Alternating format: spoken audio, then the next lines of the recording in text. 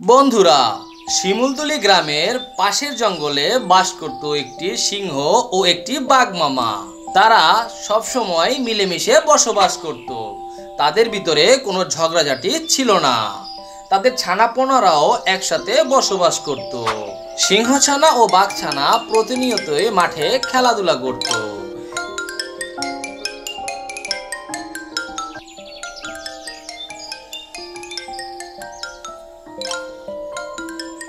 দেখতে দেখতে তাদের কাঁঠাল গাছটিতে অনেকগুলো কাঁঠাল হয়ে গেল।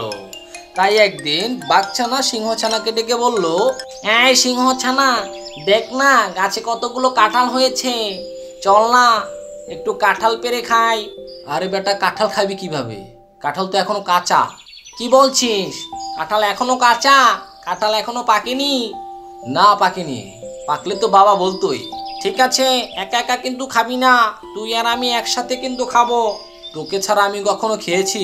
এই ধরনের কথা বলবি না, খুব কষ্ট হয়। আরে বোকা, একটু মজা করলাম, চল চল বাসায় ফিরে যাই। এরপর বাঘছানা ও সিংহছানা বাসায় ফিরে গেল।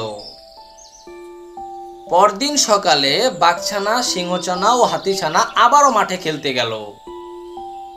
কিরে সিংহছানা, তোদের গাছে তো দেখলাম বেশ ভালোই কাঁঠাল হয়েছে, তুই একটা কাঁঠাল দিস আমাদের, একটু চেখে দেখবো কেমন হলো। এই এই, সিংহছানার সাথে কথা বলছিস কেন? আমার সাথে কথা বল। কাঁঠাল তোকে দেবো মানে? কাঁঠাল তো আমাদেরই লাগবে। আহা, এরকম করছিস কেন? কাঁঠাল তো আর একটা দুইটা হয়নি, কাঁঠাল তো অনেকগুলো হয়েছে। দুই একটা না হয় কাঁঠাল চেয়েছি, তাতে তো চটে যাওয়ার কি আছে? কাঁঠাল একটাও দিতে পারবো না, সব আমি আর সিংহছানা খাবো, যতদিন থাকবে ততদিন, আর আমাদের বাবারা খাবে। ঠিক আছে, তোদের ইচ্ছা, তোরা খা, তোদের গাছ, এই জন্য তোরা এই কথা বললি। তবে একটা কথা মনে রাখিস, যে কোনো জিনিস পাড়া প্রতিবেশীদেরকে দিয়ে খেতে হয়। হইছে হইছে, এখন খাওয়ার জন্য কত রকমের নিয়ম কানুন শিখাবে। তোর সাথে ঝগড়া করার ইচ্ছা আমার নেই। সিংহছানা, আমি গেলাম, তোরা থাক।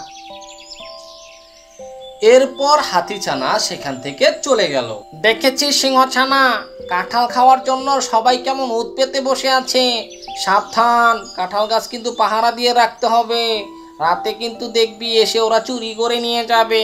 কি যে বলিস না তুই, আমাদের বনে এরকম কেউ কি আছে যে চুরি করবে? আমাদের বনে তো সবাই শান্তিতে আছে। তুই শুধু শুধু না ওর সাথে ঝগড়া বাজিয়ে দিলি। এতগুলো কাঁঠাল তুই কিভাবে খাবি বল?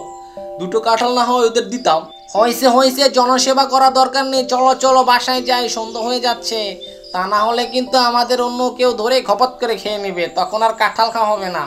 এরপর বাঘছানা ও সিংহছানা তারা তাদের বাসায় চলে গেল।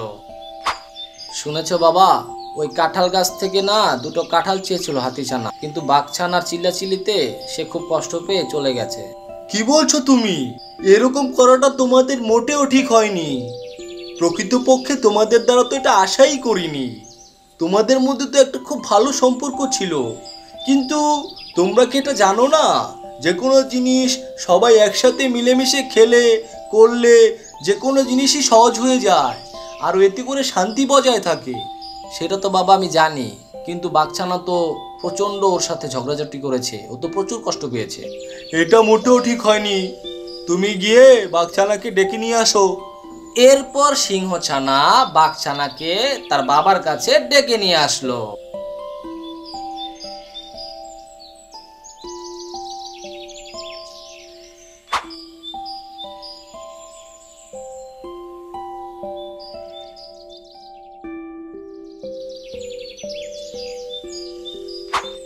কি হয়েছে বাঘছানা, তুমি হাতিছানার সাথে এভাবে ঝগড়া করেছো কেন? আমি ঝগড়া করেছি কই আঙ্কেল, ও তো এসে বললো দুটো কাঁঠাল দিতে, এই জন্য তোকে বললাম কাঁঠাল দেওয়া যাবে না। কাঁঠাল যা আছে সব আমি আর সিংহছানা খাবো। এটা তুমি মোটেও ঠিক করোনি বাবা। তুমি, সিংহছানা আর হাতিছানা, তোমরা কি একে অপরের থেকে আলাদা?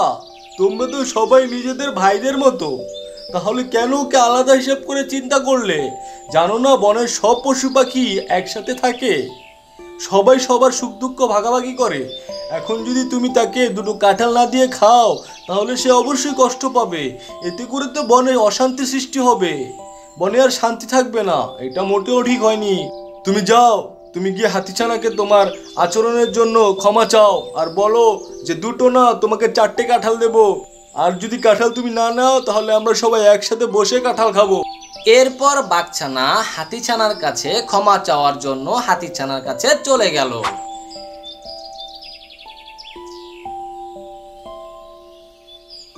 এই হাতিছানা, আমার কথায় কিন্তু কষ্ট পাস না। আমি একটু মজা করেছিলাম বন্ধু। আর যদি কষ্ট পেয়ে থাকিস তাহলে অবশ্যই আমাকে ক্ষমা করে দিস।